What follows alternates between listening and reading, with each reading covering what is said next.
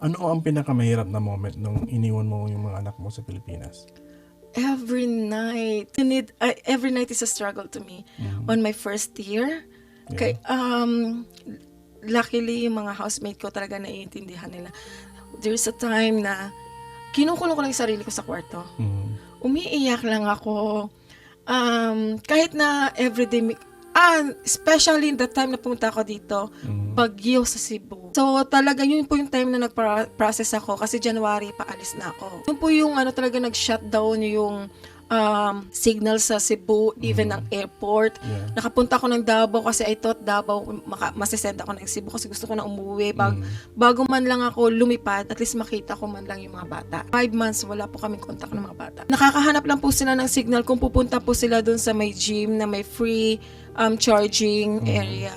Tapos, wifi na may some area lang doon. Yeah. Pero, minutes na talagang hindi po talaga yung homesick mo, yung mamimiss mo yung mga bata. 5 months. Mahaba 5 na. months ang haba po. Parang 5 years nga yun. Hindi nga po ako umiyak nung hinatid nila ako sa airport kasi ayoko po makita nilang na umiiyak ako. I need to be strong for them.